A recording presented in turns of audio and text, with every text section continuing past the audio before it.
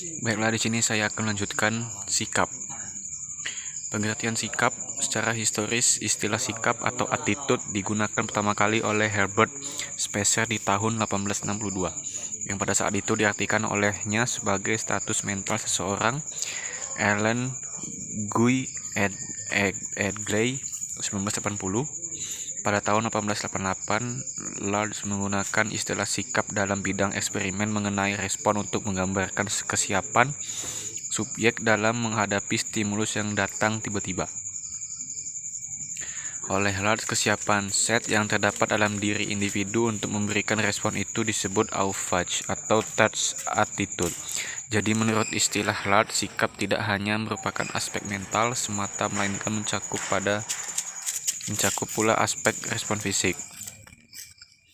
Puluhan definisi dan pengertian pada umumnya dapat dimasukkan ke dalam salah satu di antara tiga kerangka pemikiran. Pertama, kerangka pemikiran yang diwakili oleh para ahli psikolog seperti Louis Thurston 1928, Francis Likert 1932, dan Charles Osgood. Kedua kelompok ini yang diwakili oleh para ahli seperti Chev 1928, Bogardus 1931, Lapierre 1934. Menurut kelompok pemikiran ini, sikap merupakan semacam kesiapan untuk bereaksi terhadap suatu objek dengan cara-cara tertentu.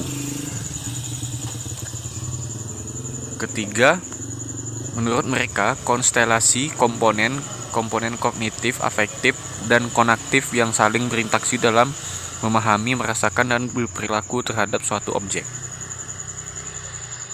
Manusia dapat mempunyai attitude terhadap macam-macam hal. Misalnya bagi kaum muslimin, daging babi adalah haram, tidak disukai dan dianggap kotor. Mungkin sekali seseorang yang betul-betul bersikap demikian apabila dikatakan bahwa ia sedang makan babi, ia akan memuntahkannya. Ini adalah contoh mengenai sebuah sikap attitude terhadap makanan. Selanjutnya, A. Sikap sosial dan sikap individu. Manusia itu dilahirkan dengan sikap pandangan ataupun sikap perasaan tertentu, tetapi sikap tersebut dibentuk sepanjang perkembangannya. Attitude dibedakan ke dalam attitude sosial dan attitude individual. Attitude sosial terjadi cara tingkah laku yang dinyatakan berulang-ulang terhadap suatu objek sosial. Attitude individual dibagi menjadi dua. Attitude individual dimiliki oleh seorang demi seorang saja. Attitude individual berkenaan dengan objek-objek yang bukan merupakan perhatian sosial. Attitude individual terdiri atas kesukaan dan ketidaksukaan pribadi atas objek, orang, binatang, dan hal-hal tertentu. Ciri-ciri sikap tidak dibawa orang sejak ia dilahirkan, tetapi dibentuk atau dipelajari sepanjang perkembangan orang itu. Sifat dapat berubah-ubah, karena itu sikap dapat dipelajari orang atau sebaliknya. Sikap tidak akan berdiri sendiri, tetapi senantiasa mengandung relasi tertentu terhadap suatu objek.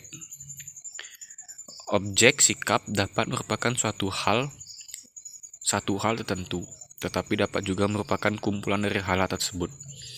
Sikap mempunyai segi-segi motivasi dan segi-segi perasaan. Sikap mempunyai segi motivasi berarti segi dinamis, menuju ke suatu tujuan, berusaha mencapai suatu tujuan. Dalam hal ini, sikap juga berbeda dari tingkah laku. Tingkah laku itu hanya merupakan kelangsungan tingkah laku yang otomatis, berlangsung dengan sendirinya, dan yang bermaksud untuk melancarkan atau mempermudah hidup saja. Struktur sikap terdiri atas tiga komponen yang saling menunjang, yaitu komponen kognitif, afektif, konatif. Komponen kognitif kepercayaan berisi kepercayaan seseorang mengenai apa yang berlaku atau apa yang benar bagi objek sikap.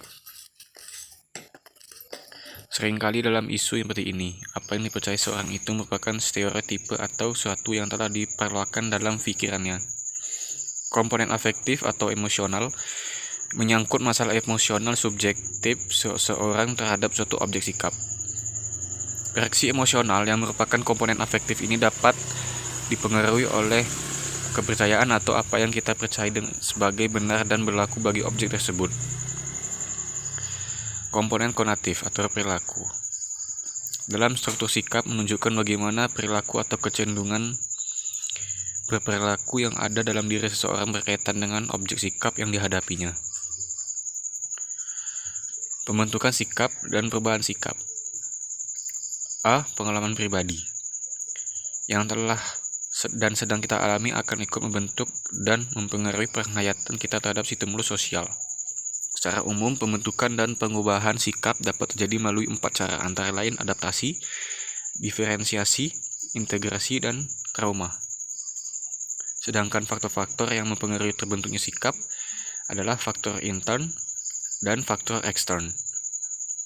Pembentukan dan perubahan sikap tidak terjadi dengan sendirinya, akan tetapi pembentukannya senantiasa berlangsung dalam interaksi manusia dan berkenaan dengan objek tertentu. Faktor lain yang turut memegang peranannya ialah faktor-faktor intern di dalam diri manusia itu, yaitu selektivitasnya sendiri, daya pilihnya sendiri, atau minat perhatiannya untuk menerima dan mengolah pengaruh-pengaruh yang datang dari luar dirinya itu. Sekian, Assalamualaikum warahmatullahi wabarakatuh.